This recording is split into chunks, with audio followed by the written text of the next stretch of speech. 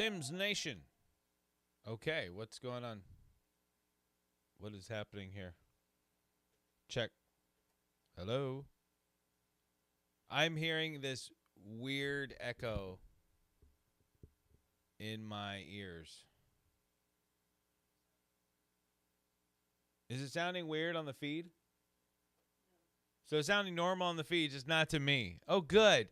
Another weird thing to deal with.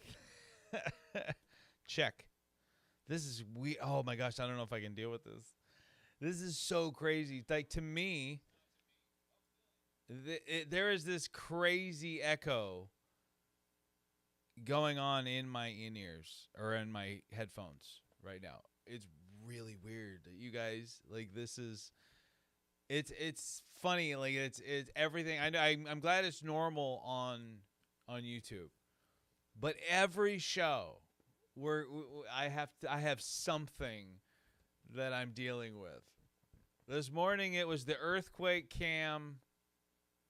Yesterday it was the concerns with the audio streaming to WANT, and now I've got this weird sort of echo in my ear. Like, this is really kind of creeping me out. Like, I have no idea what's going on and why. Like, seriously. Like, this is the kind of thing that I just don't get.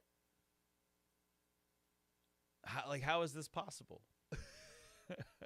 All right, well, I'm going to try to push through it with an echo going on. Like, if you ever...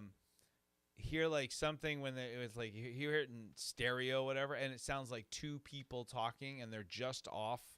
Like, you get one sound and then right after you hear it again. That's what's going on in my ears right now. And so I'm going to power through as best as I can for you guys. But our honest review this morning is of Star Wars Episode 1. The Phantom Menace, as we begin a 9-week series here on Honest Reviews, where we're going to be reviewing all 9 of the... Did I say morning? Oh, okay. Sorry. Maybe it's because we took a slight little nap, and so it feels like morning again. But, yeah, we're going to be covering all of the 9 episodes of Star Wars. So we're not throwing in yet Rogue One, Solo, the Ewok films, those kinds of things. But before I jump into that really quickly, guys, I want to say a big thank you to everyone who jumped on last week for my birthday shows. None of them were about my birthday, but they were on my birthday weekend. And I also want to thank everybody who helped make my birthday, 45th birthday to be exact, extremely special. And I'm going to say this, like, I'm about ready to take these off. This is just, I'll be serious, it's that bad. All right, it is. It's that bad in my ears that I need to just hope that I sound good on the microphone. I'll try to stay right here, but it's really getting to me. I mean, I can try to maybe mute my mic. Give me a second. I'm going to try something real quick. I'm going to do this. So let me put these back on. Because the only reason I wear this is to make sure that I'm right on the mic. So give me one second. Hang with me, guys. This might be more entertaining than the whole rest of the show. I'll be honest. So that was muted and unmuted. Didn't change. So I'm going to try this real quick.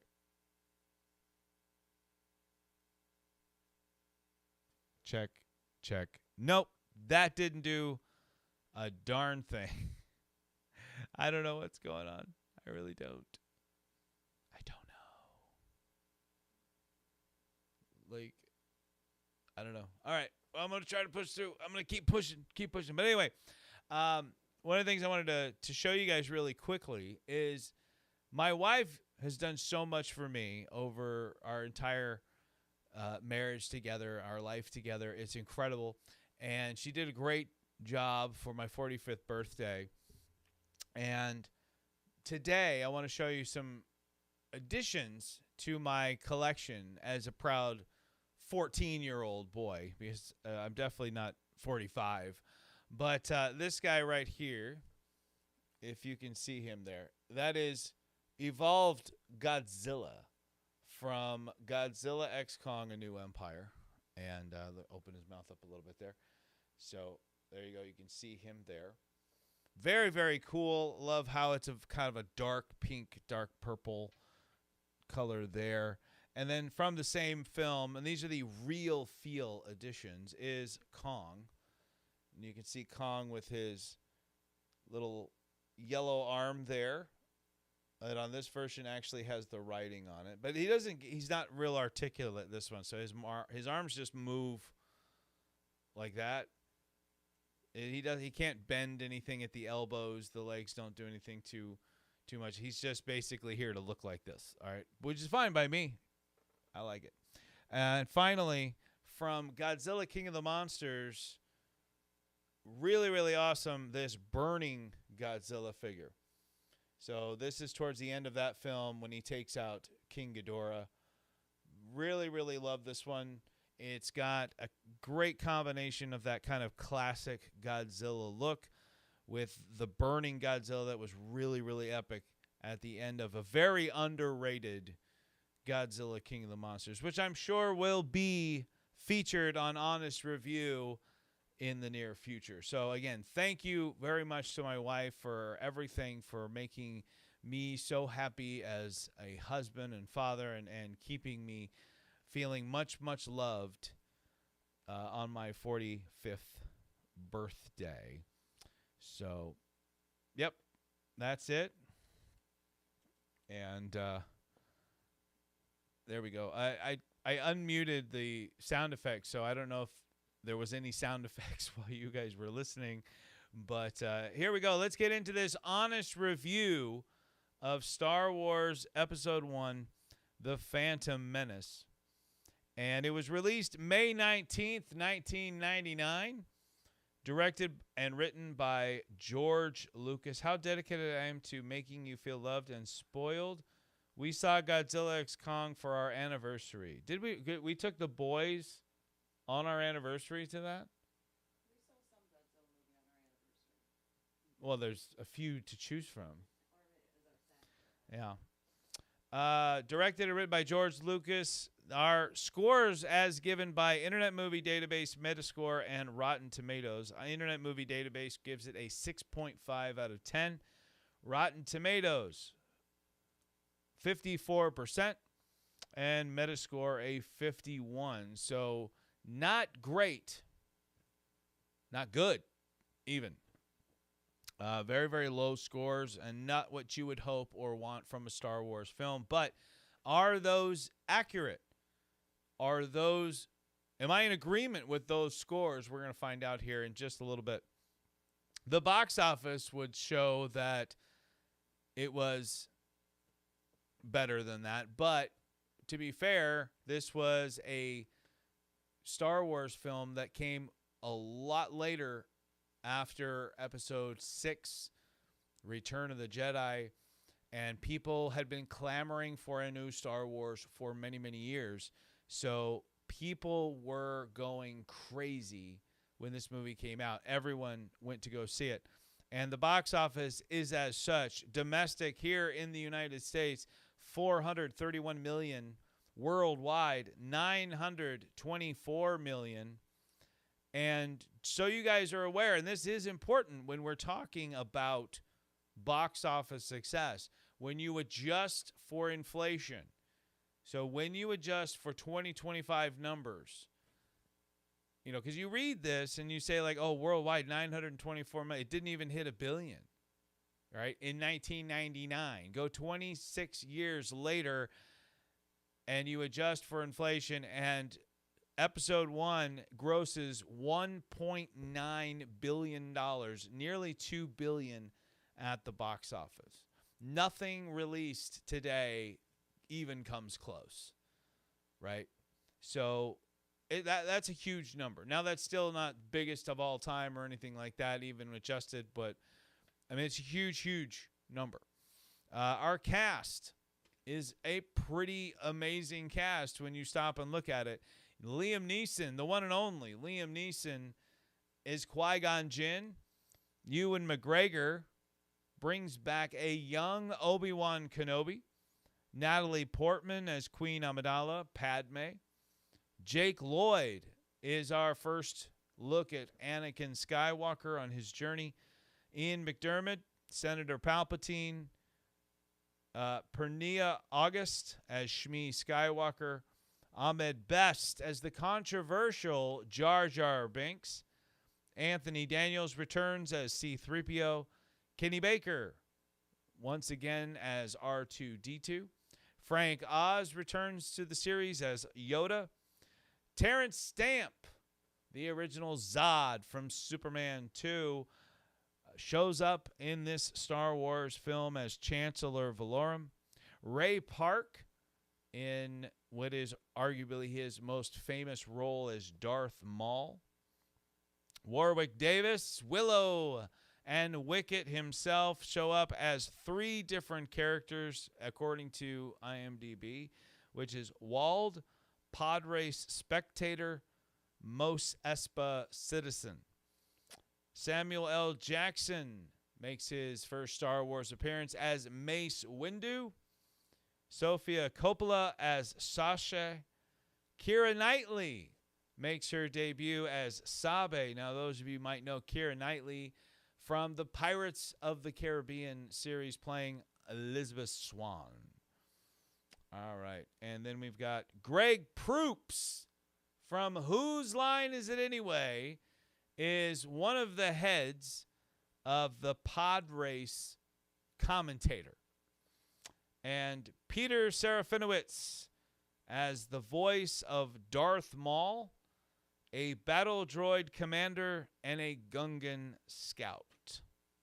So there's your cast. There's your lineup there.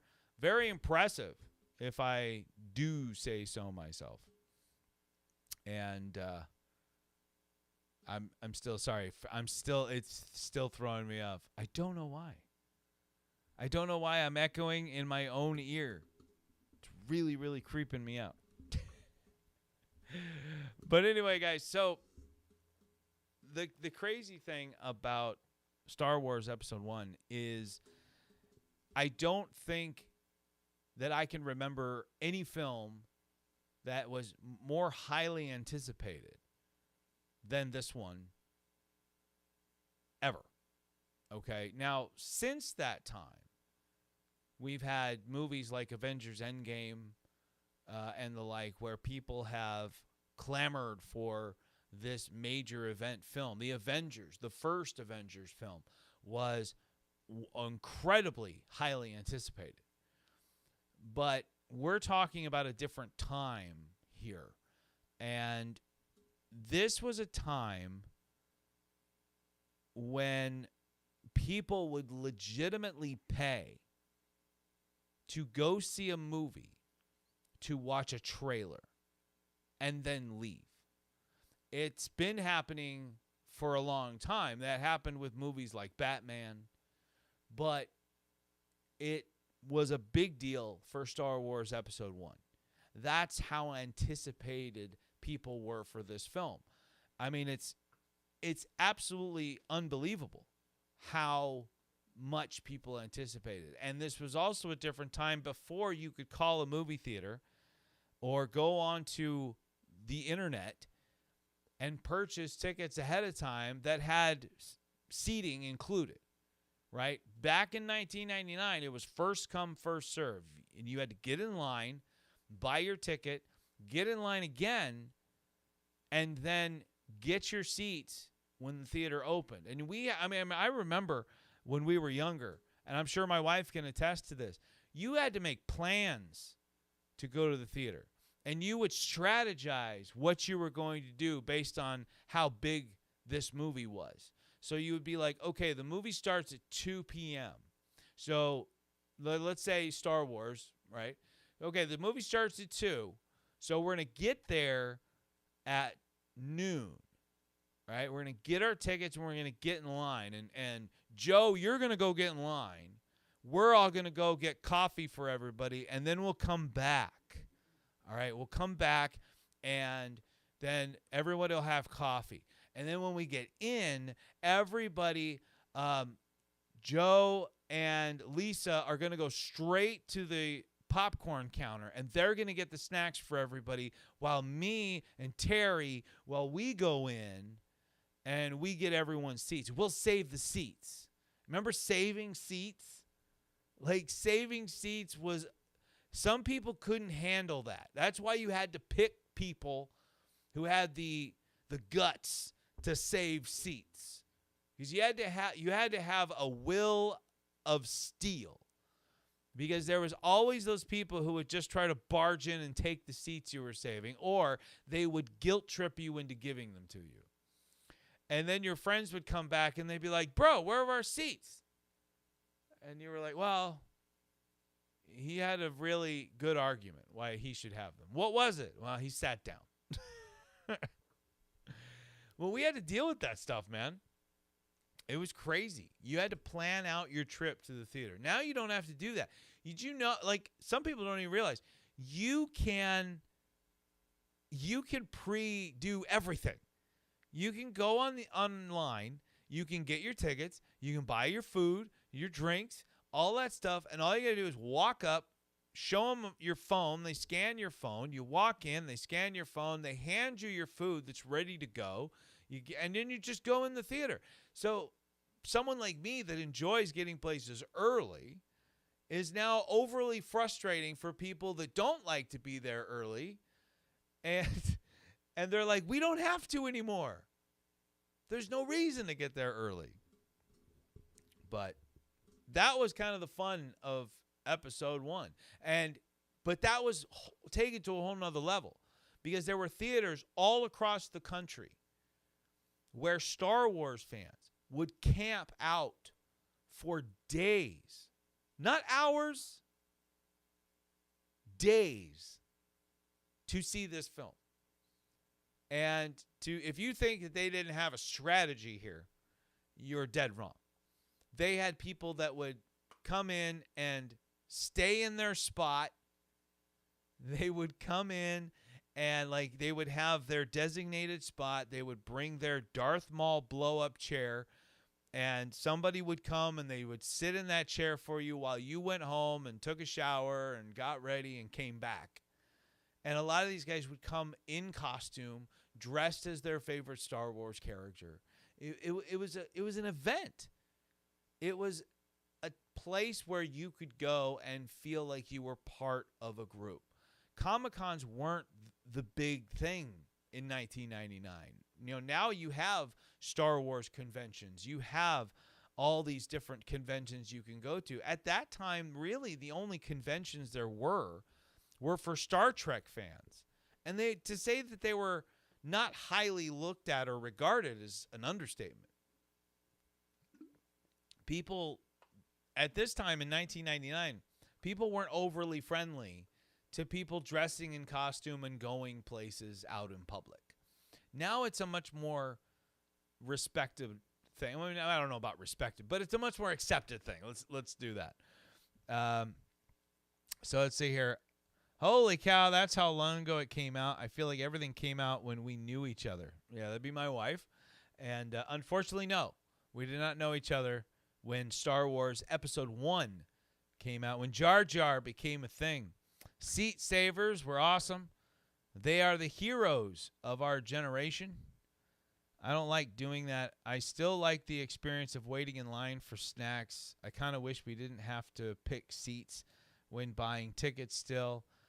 I never dressed up or waited days, but I do remember seeing that all the time, and I miss seeing that. I mean, Harry Potter, I think, is maybe one of the last ones that I recall seeing people line up for a while and be in character, be dressed in character. I don't recall that with any other film series, right? It was like Star Wars and Harry Potter. I think today you might get a lot of superheroes in line, but you don't see it nearly as much anymore at the theater. And I think it's because there are a lot more places that people can dress in character.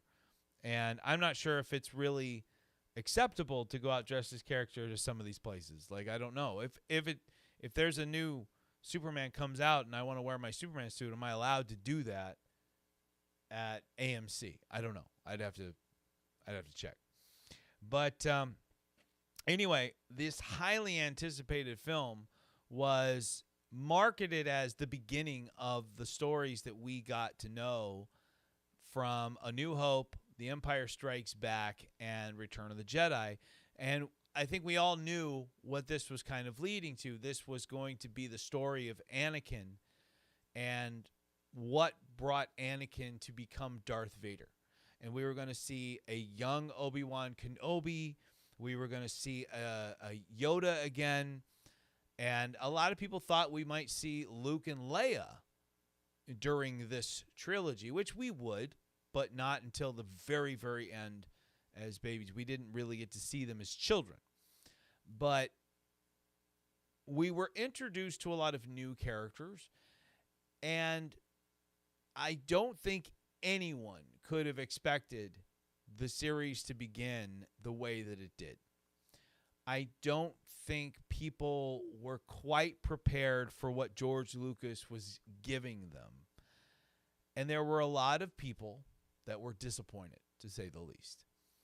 And George is not a filmmaker in the same way that Disney is when they make their films. When the way that Lucasfilm makes their films now is not how George Lucas made it then.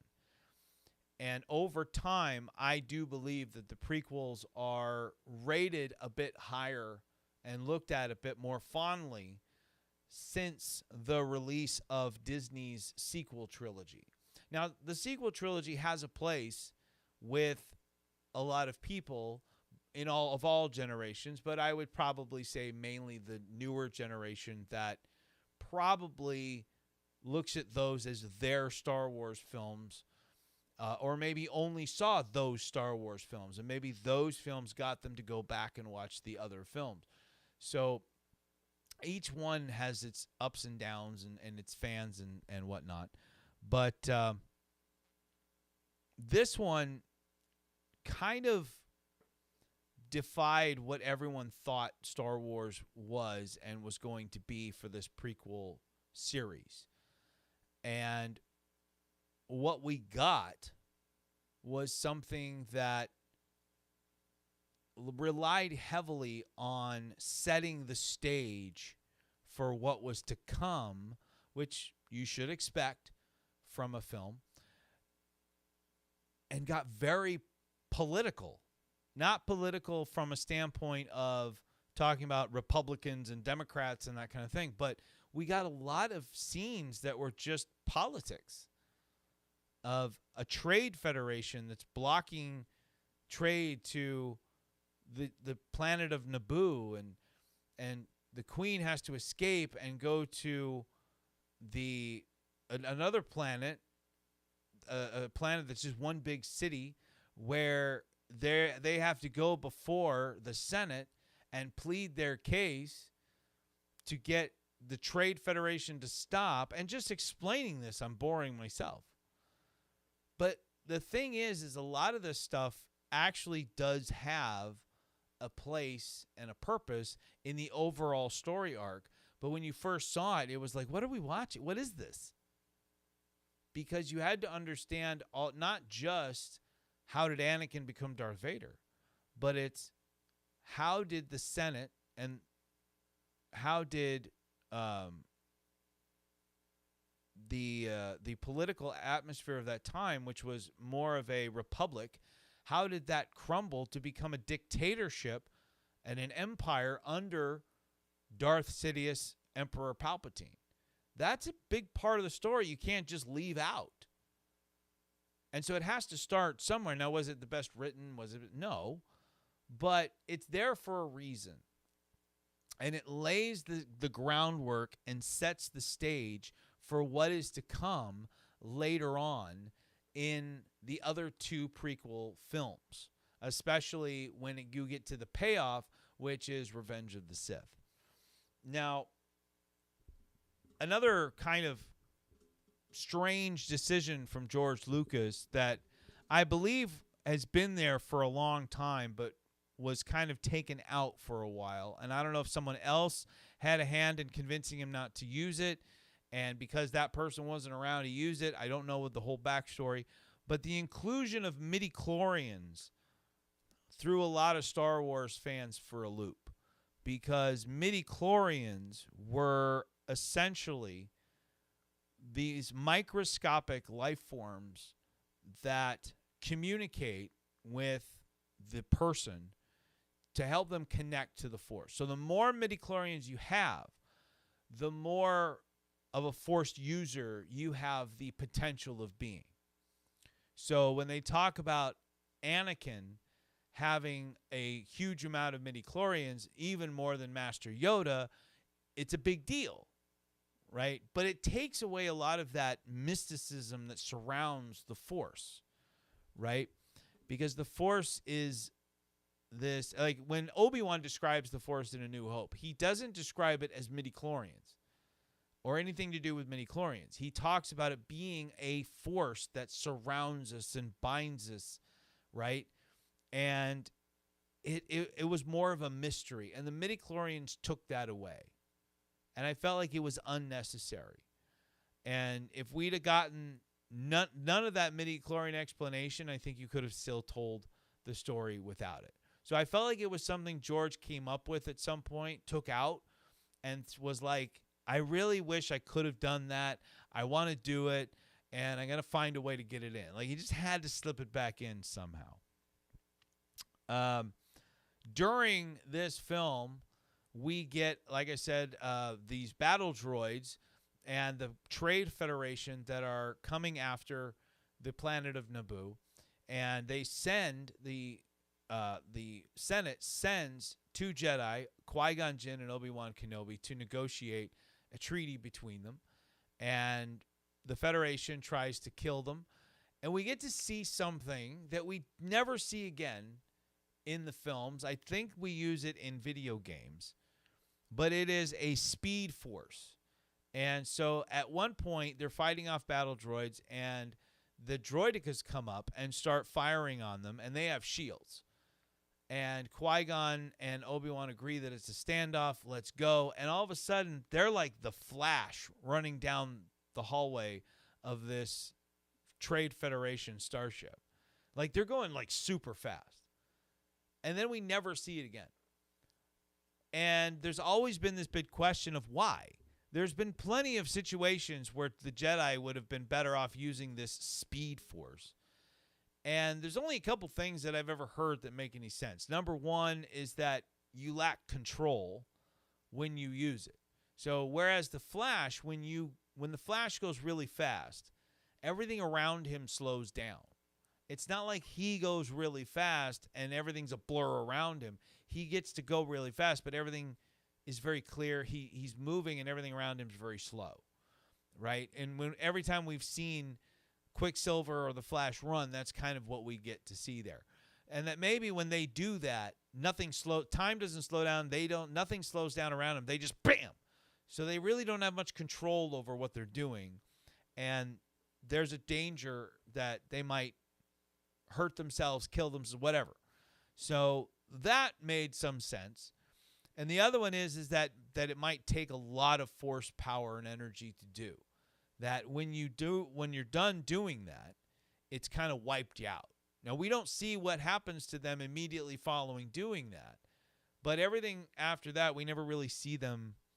Bam, bam, bam. That made me giggle. Yeah. Just the idea of all these Jedi just speed force running and then just boom. Just smacking into doors and walls like that is pretty funny. But yeah, it's the Speed Force thing was interesting. I also kind of wonder if it just didn't look funny, because when they're running away, it does look kind of ridiculous. And I've always kind of wondered if somebody looked in that and went, "Let's not do that again." That just does not look good. We do not have good Flash running technology right now, so let's not do that again. Like, that would be funny if that was the real reason you don't see it outside of like I said, like video games. This film keeps moving, though. the one thing I got to give this film, to me, it never really slows down enough to where it becomes boring. Like it keeps moving. It's constantly moving. And here the Jedi make their way down to Naboo, where they meet Jar Jar. And Qui-Gon saves Jar Jar at one point, which means now he is tied to Jar Jar. And Jar Jar needs to stay with him. And he owes him a life debt, right? So they feel like this Gungan can help them get to the Queen. And so they go down and they meet the other Gungans, and they take a transport through the planet core to get there. It's a whole nother little adventure that's a lot of fun. There's always a bigger fish line. And we get to the Queen. They rescue the Queen. They get in a ship. They take off. And now they're headed towards Coruscant, which is the big planet that's one big city. But they need to stop because their ship's been damaged, and the guy that saves the day is R2-D2. And so they have to stop on Tatooine. So we get to go back to where Star Wars all started with the planet of Tatooine. And this is where we're going to meet Anakin Skywalker. It's also the first time we see the Queen who has a decoy, and the real Queen is the handmaiden Padme. And they go down and R2-D2. Yes, everyone loves R2-D2. He is the hero of all Star Wars heroes. But now Anakin and his mom are slaves to Watto, who is a junk dealer, but who also happens to have the parts that they need for their ship. But he won't take Republic credits. So the only way they can pay for all this is they figure out a way to bet on pod racing. And we find out that Anakin's the only human that can do pod racing, because you need to have these incredible reflexes. And Qui-Gon says you must have Jedi reflexes. And he finds out that Anakin is just loaded with midichlorians. He absolutely has Jedi Force abilities. And Qui-Gon starts to believe that Anakin is the chosen one, that he is the one that is here to bring balance to the Force. He finds out that there was no father, that Shmi was just pregnant and gave birth, and which means that he was created by midichlorians. He was created from the Force, right? So kind of a Jesus analogy here, obviously. And we get to the pod race, and I want to talk about the pod race because to me, I was very kind of, okay, the movie's here at best at this point. However, we get to the pod race, and I am on the edge of my seat for the entire pod race. Now, there's some people that don't care for it. They don't find it as exhilarating, as exciting as I do. I find it absolutely wonderfully entertaining. And one of the beauties of the pod race isn't just the pod race itself, but it's that John Williams, who composed the music for every Star Wars film, at least the episodic films, chose to have no music for like 99% of the pod race. It's not till the very last lap when we finally get some tense music, followed by a huge musical celebration at the end. The choice not to have music was actually brilliant, and it really let you hone in and focus on not just what you were looking at, but what you were listening to, what you were hearing from the pod races and the racers and the machines themselves, which was a soundtrack in and of itself. It was really highly entertaining just to listen to the pod race. And one of my favorite Star Wars games was the Episode 1 pod racing game. So it gave me that, and that was incredible. It also gave us one of the most frustrating Lego levels in the pod race. If you're trying to get everything done that you need to get done, it's a highly frustrating level. In the chat here, so he's Jesus for other planets. I thought his dad was just absent, like she was impregnated again. No. She mentions there was no father.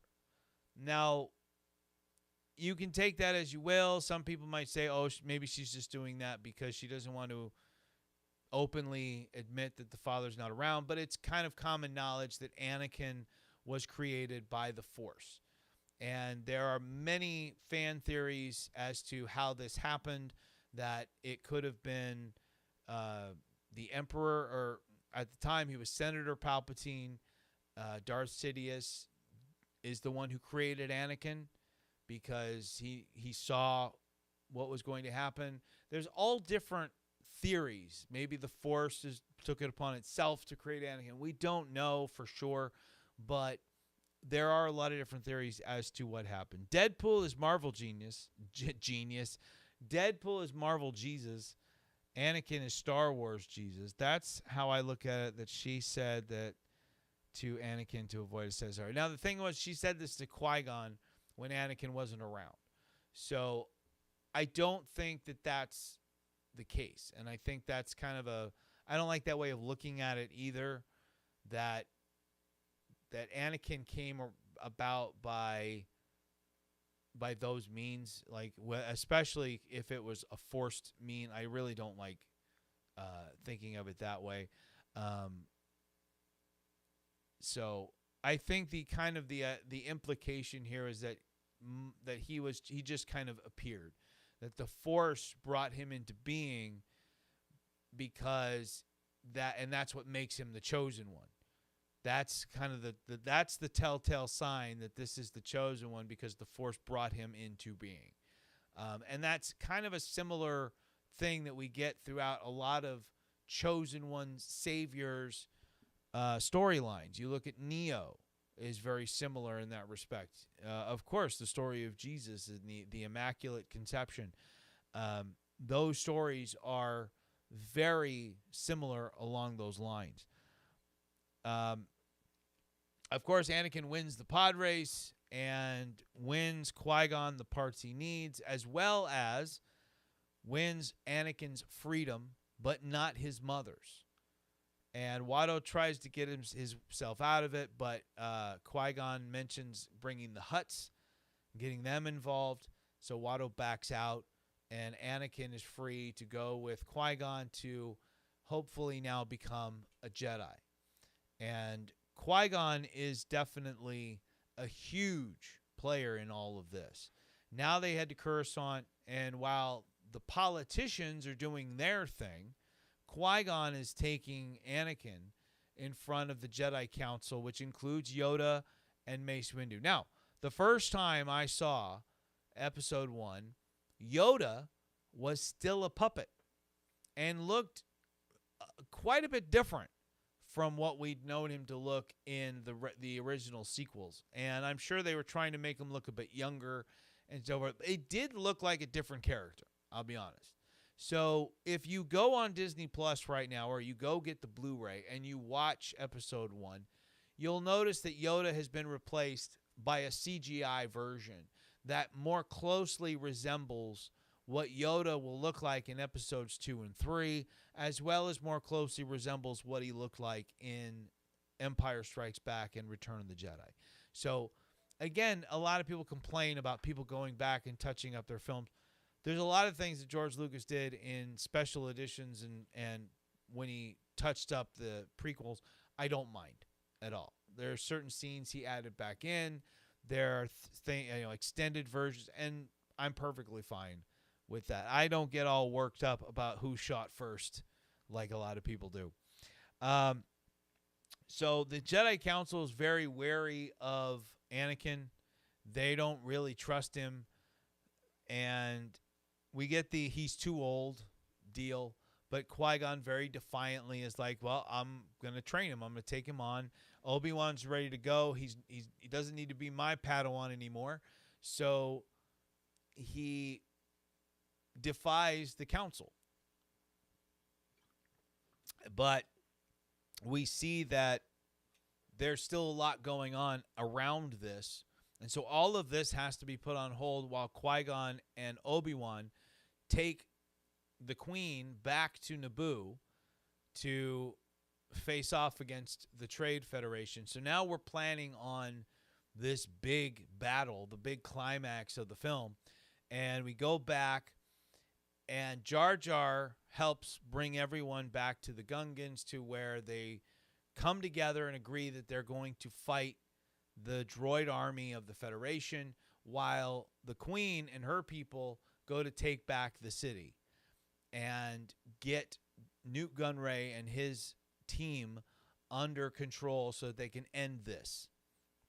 And, of course, the big, huge battle takes place. And if you go back and watch it now, it's very kind of almost cartoonish. Like at the time in 1999, this was stuff like I couldn't believe what I was seeing when I first saw this, because the when you see all these thousands of battle droids and all the Gungans and they're all fighting, it's incredible. It's absolutely incredible. And it still holds up today more so than a lot of special effects that you see in films today. And I think because it wasn't photorealistic as much as a lot of films try to be now. The scenery, I think, is the most glaring thing. It's like it is kind of too clean, right? Which is very much anti-Star Wars. Star Wars is like everything's kind of dirty, used. And in this, everything is just clean, right? And I didn't mention, of course, Darth Maul and Darth Sidious behind the scenes getting a lot of these things up and running. Darth Maul does meet up with Qui-Gon Jinn on Tatooine. They have a quick little lightsaber battle, and but we get to Naboo. We get back to Naboo, and one of the most incredible lightsaber fights ever put on film happens between Darth Maul and Qui-Gon and Obi-Wan. And it's known throughout the entire Star Wars universe as Duel of the Fates. Now, I've been asked actually this a lot by people who know of Star Wars but aren't like huge fans, and that is, why is this referred to as Duel of the Fates? And because it's the reason for this is because the fate of Anakin is what lies in the balance here. All right. Qui-Gon is fighting for the fate of Anakin Skywalker. And everything that happens in this fight sets up what's going to happen to Anakin. Let's say Darth Maul defeats Qui-Gon and Obi-Wan. If that happens, the Jedi Council probably decides we're not going to train Anakin, and maybe even sends him back home to Tatooine to be with his mother.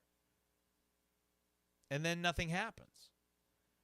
If Qui-Gon defeats Darth Maul, then Qui-Gon is the one who's going to be training and bringing Anakin up in the Force, and potentially, maybe Anakin doesn't turn in Revenge of the Sith. Maybe that he doesn't go down that path because Qui-Gon, maybe more than others, might understand what it takes to keep Anakin from doing that and helping Anakin fulfill his destiny of becoming the chosen one. But we get Darth Maul taking out Qui-Gon, and we get Obi-Wan taking out Darth Maul. Now, there's another little tidbit here that I want to mention, which is in the Obi-Wan Kenobi series, not one, but two Sith characters are stabbed in the very same way that Qui-Gon Jinn is stabbed. And both of them survive. Qui-Gon does not. So the question is, why? Darth Maul is literally sliced in half at the waist. And we find out that he survives. I need to tell my dog, Belle, stop it. She's just... and it's in my ear. This is why I like having my headphones on. Like, I don't hear a lot of that. But I also hear echoes right now. So anyway, back to where I was. So the reason for that, and the only one that I've ever heard that makes perfect sense, is that the Jedi do not act out of anger or hate, which can be very powerful. If it's your time to go, it's your time to go. It's kind of like when you think about someone who's very religious, who is not afraid of death, right? They don't have as much of a problem letting go at the end of their life. They tend to be a little bit more of, I'm okay, go ahead, let me go. I'm ready to be with God, whatever the case may be. And that's kind of like the Jedi. But the people that fear death, the people that are scared that it's all coming to an end and what's going to happen, those are the ones that try to potentially hold on for as long as humanly possible, just strictly out of fear. And I'm not saying that's the case for everybody. I'm really not. I'm not putting anybody down for wanting to live, okay? I'm not saying that. But I am saying if death is your biggest fear, you're going to do whatever you can to keep from dying. And the Sith, dark side users, will use that fear, that anger, that hate to keep themselves alive through the Force. That's where the Sith get their power from, is through their fear, their anger. And so they use it in a inward and selfish way to keep them from dying. So that's kind of the best explanation that I've gotten from that. Of course, at the end, Yoda tells Obi-Wan that the council has agreed to allow him to train Anakin, thus sticking with the original explanation that Obi-Wan trained Anakin. And he's like, I thought I could train him just as well as Yoda and all that. And we get the big celebration at the end because there's something we're going to talk about called Star Wars poetry. And the big celebration is all the people of Naboo, the Gungans, Emperor Palpatine, all of them come to celebrate, but not before saying goodbye to Qui-Gon with a nice funeral moment where they're talking about the return of the Sith, and they're like, Yoda and Mace are asking, well, which one did we get? Did we get the master or the apprentice? Because only two there are. And we get a side shot of Senator Palpatine, who's now going to be Chancellor Palpatine. And you hear the music playing, and I think that was the first time. I didn't know the Emperor's name, right? For the most of my life, I never knew what the Emperor's. I was a Star Wars fan, but I wasn't like deep into Star Wars lore. I didn't read the books. I wasn't deep into the comic books. I'm much deeper into it now than I was then. But I remember the first time when that shot happened, I was like, oh, that guy's going to be the Emperor. And it was a big deal. So the movie, of course, ends the way every Star Wars movie ends. But the thing I want to talk about is The Force Awakens, when that movie came out, you could almost just look at it as a cut and paste of Star Wars A New Hope. All right? So A New Hope follows this journey that, of Luke, and The Force Awakens does the same thing with Rey. And instead of a Death Star, you've got a planet, right? The Starkiller base. And it's all very much the same movie, just cut and paste and boom, boom, boom. Instead of Darth, it's Kylo. This movie is not that. It follows what we like to call Star Wars poetry.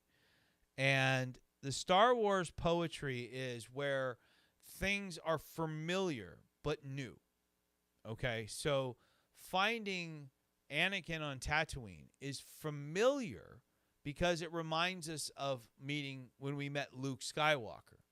But it's different and it's unique in that Anakin is a pod racer and he's still a dreamer just like Luke, but he's also a slave.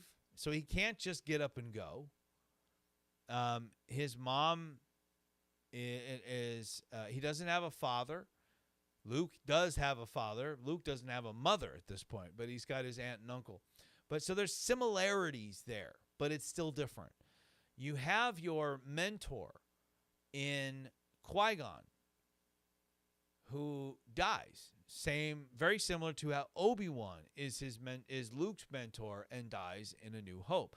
But you have Obi-Wan there to take over the reins immediately. You do have your love interest between Anakin and, which is kind of weird because they're just kids at this point, but Anakin and Padme eventually are going to become love interests. We don't have a Death Star scene, but we have the Trade Federation starship, which kind of is inserted as a similar thing where you have the unexpected hero, which in the first one was Luke, in his first space battle, destroys the Death Star. You have Anakin, who goes from pod racing to being a starfighter by accident and takes out the Federation starship. So there's a lot of poetry there. The ending scenes where they're celebrating their victory and so forth.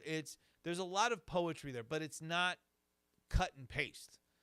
It's not new disguise, or old disguised as new. It's different. All right. Sometimes it's hard to explain completely, but it's a great way of looking at this one. And I even wrote here, it is poetry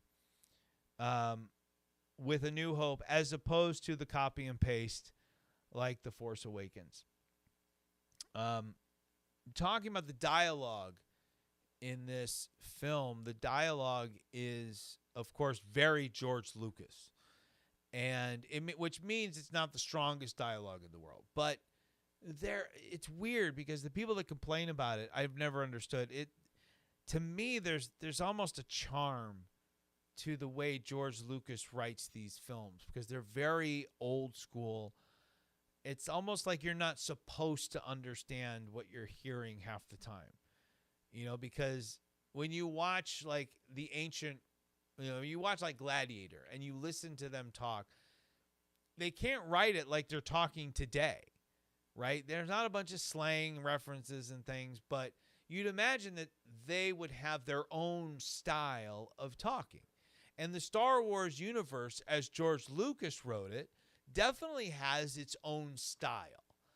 And for me, you have any other way of these characters communicating and talking and everything else, it just doesn't feel right. It's why the sequels didn't feel right a lot of times, because it just seemed like they were communicating in a different way. It's like they had become more and less educated at the same time.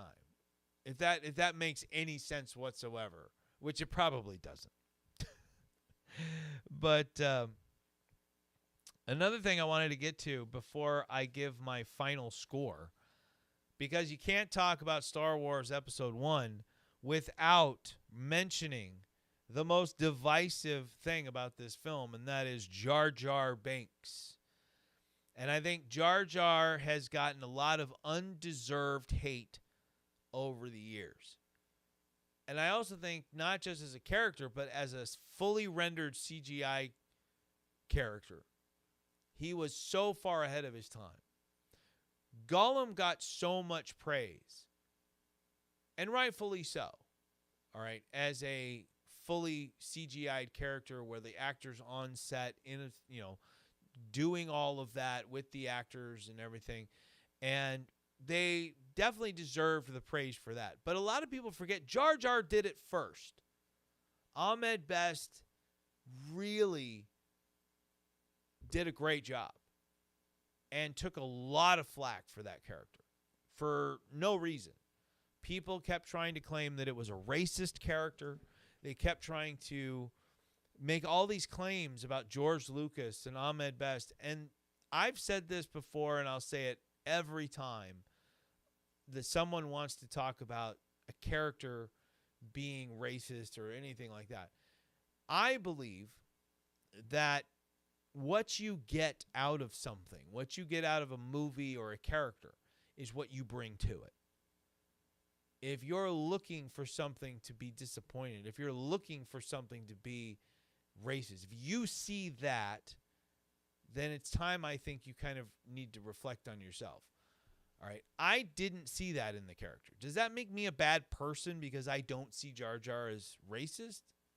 I don't think so.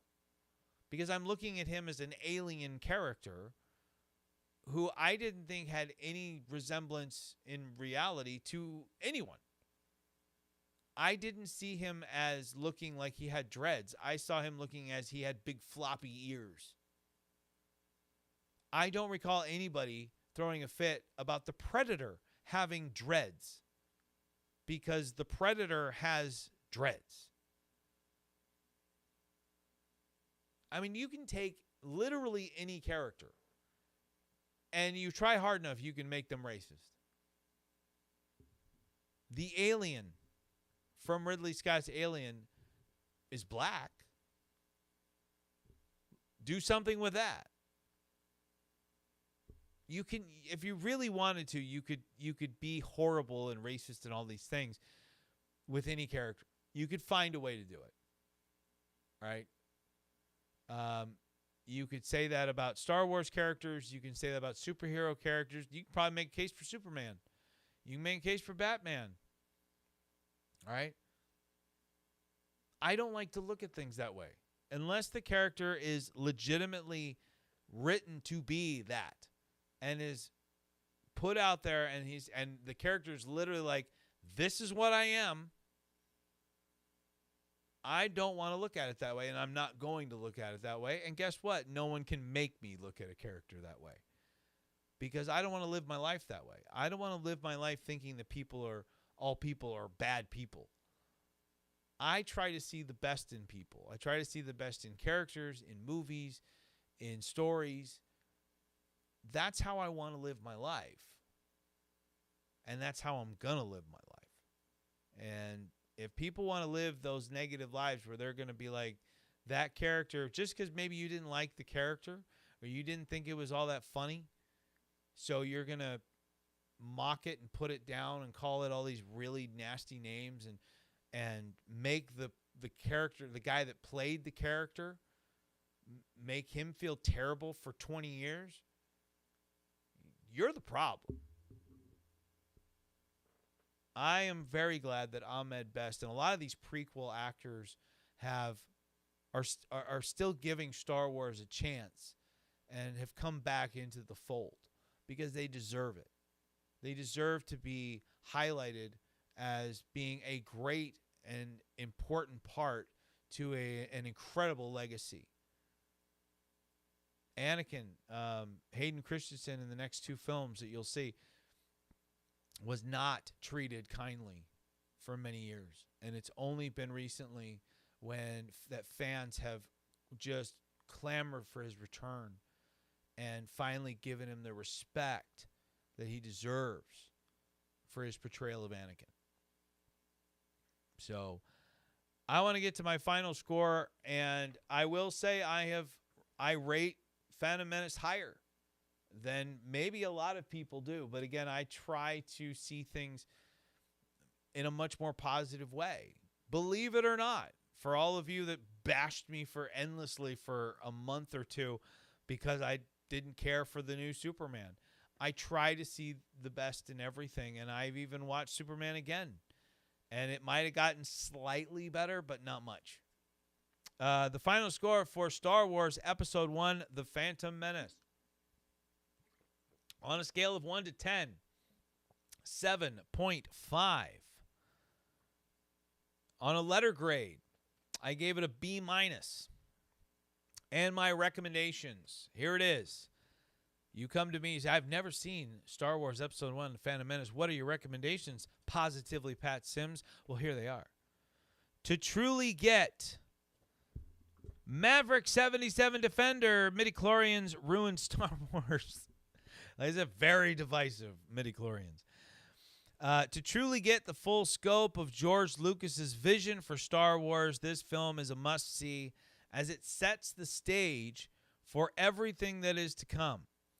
If you're just a fan of action and science fiction, might I recommend skipping through to the following sections. The pod race and the finale featuring the Gungans battling the battle droids, the space battle around the Federation ship, and the amazing Duel of the Fates. So, Maverick making some good points here. I prefer Star Chaser, The Legend of Orin animated movie. Jar Jar was annoying but overhated. Like, I wasn't trying to defend Jar Jar completely as a character. Let me just say this. Jar Jar was what he was. It was George Lucas's attempt to keep humor in the film in a very kind of similar way that C-3PO was used in A New Hope and Empire Strikes Back. He was very much a comedic character, but served a greater purpose, right? Whereas Jar Jar just seemed to only be a comedic attraction, except for maybe for 2 points when he helps get the Gungans on their side. I mean, like, him being a guide for Obi-Wan and Qui-Gon, just, it didn't really happen. You never see him helping them get through the planet's core, right? He's just there freaking out the whole time and talking about why they don't like him, right? And we didn't mention much about John Williams because I always tend to, for whatever reason, John Williams is so good. I always just assume everybody knows that he's so good and that I love everything that he does. So I tend to forget to very much show my love and appreciation for John Williams because I think he's one of those that's so good that a lot of times he's taken for granted. And his work on Star Wars was new but familiar, and Duel of the Fates is one of those that will stand the test of time. And it is a fantastic piece of work, and I love the fact that we got to hear it, at least snippets of it, in all 3 of the prequel films. And if you don't know that you hear them in all 3, then it'd be interesting to see who does know in what scenes they pop up in episodes 2 and 3. Maverick throwing out there, Darth Maul is one of the best Star Wars characters, and I think he got even. And I think a lot of that has to do too with what he did since in other shows and series. Darth Maul was really elevated after Episode 1. Phantom Menace is a good movie. Amazing music, Duel of the Fates, good pod race, great underwater scenes. Do you think the Mandalorian and Grogu with Sigourney Weaver will be good? I mentioned this. So Universal brought this up to me this morning on the Positively Pat Sim show, and he asked me if the trailer looked any good. I don't think he asked me if the movie was going to be any good, but he asked me about the trailer specifically. And as of right now, I don't think it looks bad. Okay? I think it looks fine. But right now, what I'm not seeing is a reason for this to exist as a full-length feature film as opposed to the next season of The Mandalorian. So it's kind of like, what about this movie is making me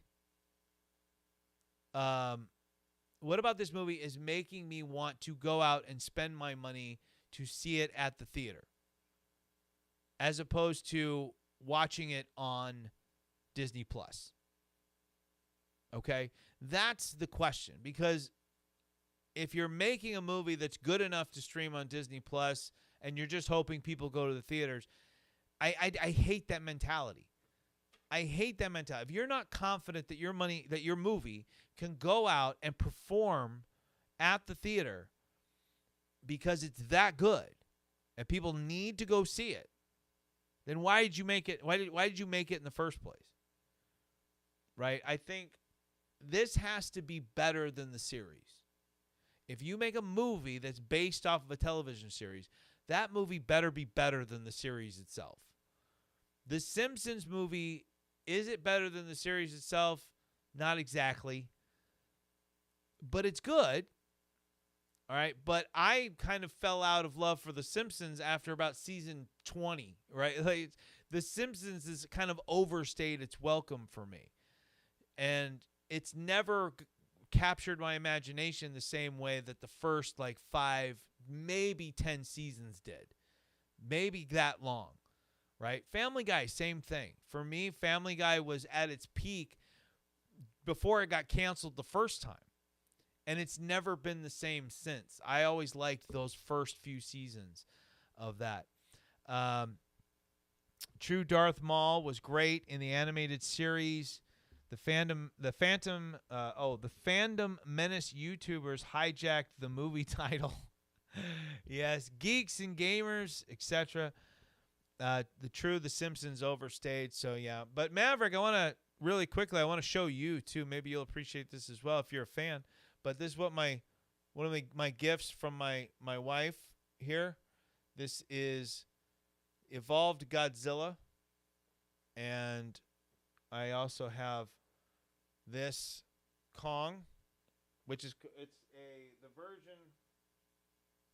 It's called the Real Feel. He doesn't do much. This is literally all he really does, but he's really soft. It's really kind of neat and you can really feel all the musculature in there. But the one I really like, actually surprisingly more than both, is this Burning Godzilla figure from King of the Monsters. Right? I really love the Burning Godzilla thing. Best Kong movie. Ooh. Man. That's tough. That's very tough because Kong, I actually really like, this is surprising, but I really like the 1970s King Kong. When I grew up, that was my Kong right there. And so I have a soft spot for the 1970s version of King Kong. I think that Kong in the MonsterVerse has been treated with a lot of respect. And really, the MonsterVerse over the last few years has been very Kong heavy. And I really liked how he was presented in Godzilla vs. Kong and Godzilla X Kong. But I am very much a Godzilla fan. I love Godzilla, always have. I love the ridiculous aspects of the character. I like the serious aspects of the character. I like him from every genre, right? So I'm in heaven right now as a Godzilla fan because I've got Japan taking it very much seriously right now with the -1 series, and I've got the US version that is basically Showa era Godzilla that is just letting him cut loose. And his evolved form was amazing. Godzilla X Kong was just off the wall crazy, and it was so much fun. I do think the Peter Jackson version is the best overall in terms of storytelling and quality. I just feel like the movie tends to be very long and at times feel very long. But it is still, I think, the best movie, the best film of all the Kong films. Kong Skull Island is also really, really strong. And what makes Kong Skull Island strong is a lot of the performances in it. Samuel L. Jackson is incredible. John C. Reilly is absolutely incredible. And so it's really, really Kong is if you're a Kong fan, you are blessed because it's apart from a couple of stinkers like King Kong Lives is not great, and the Toho had a follow-up Kong film, and everything.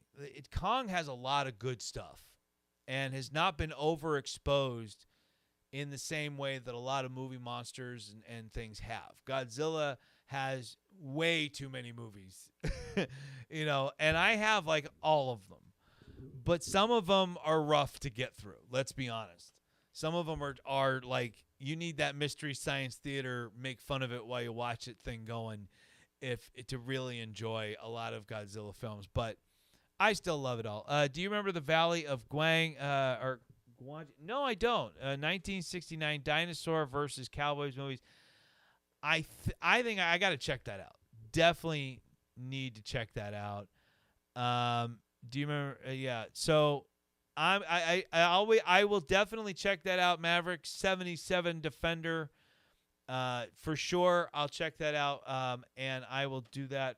Let me actually write it down so that I make sure that I check it out. Do you know if it's available on any streaming services? It doesn't.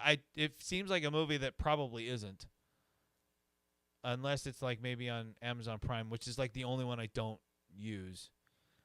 So, but I've got it written down here. So I will definitely be checking that out, Maverick. But we are coming to the end of today's episode.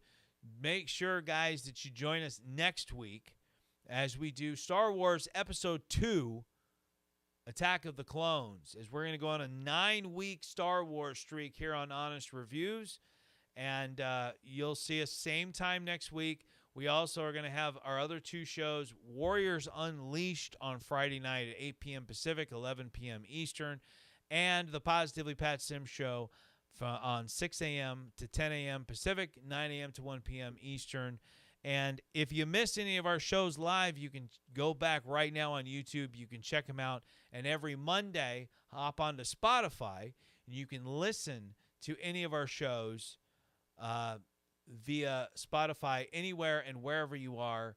It's all up to you, whether you listen or watch, as long as you check us out and support the show. Make sure you head on over to positivelypatsims.printful.me today and pick up your Positively Pat Sims merch. This is an oldie, not available anymore in the store. This was from the old Positively Pat Sims radio program before we changed and rebranded a bit. But we have a lot of really cool stuff. We have T-shirts, jerseys. We've got shoes. We've got cell phone cases. And if you are a proud owner of a brand new iPhone 17, you can get cases with any of our logos on them right now. The entire iPhone 17 lineup, from the 17, the 17 Air, the Pro, and the Pro Max model, you can find a case for it with our logos right on there, so that you can show your support for Positively Pat Sims and show off that you are a proud member of the Sims Nation. All right, guys, that's going to do it for me here on Honest Reviews with Positively Pat Sims. I want to thank everybody who jumped on and joined us. Do I have baseball caps? We do not currently, Maverick. We are having some issues with our distributor because of some issues with the way that the hats are made, and so our logos are a little bit too detailed for their liking, and so when that happens, they actually stop. They put the order on hold, and I have to approve a new design for them to do, which is fine. But the rules of this particular retailer are, if they put an order on hold, it immediately cancels the order. It's something that I've been going back and forth with the company about, because I think it's a horrible policy. And until they get that fixed, I will not put hats out there, because essentially, if you order a hat, I'll get a thing saying, hey, approve the new design. I'll approve it, but they've already canceled the order. So I don't want to do that to my fans, to my Sims Nation, to my customers. So everything that's on the website right now at positivelypatsims.printful.me is available. You can order it. It will come to you. It'll get to you right away, or not right away. It might take about a few days to get to you, depending on the product. But everything there is good to go. and has my thumbs up seal of approval. So, guys, thank you so much for tuning in to Honest Reviews. Thank you for joining me this weekend. And one more time, I want to thank each and every one of you guys for joining me last week and helping me celebrate my 45th birthday. I appreciate each and every one of you. And we'll see you next week right here on YouTube and WANT. So take it easy, folks. And if it's easy, take it twice. May the Force be with you and also with you. So long, everybody. Have a great one.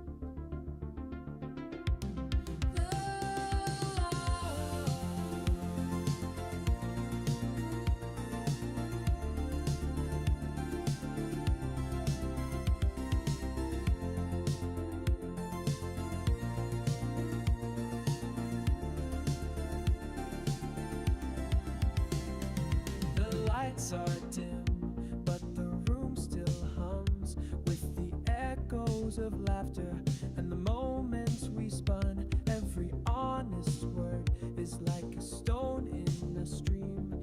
It rippled, it lingered, it shaped our dream. And if you ever wonder where I'll be, look to the screen, I'll be there, you'll see. Goodbye to the faces that stayed in the glow. Goodbye to the voices I always know. This isn't an end, just a bend in the road. Goodbye for now, my friends, my show.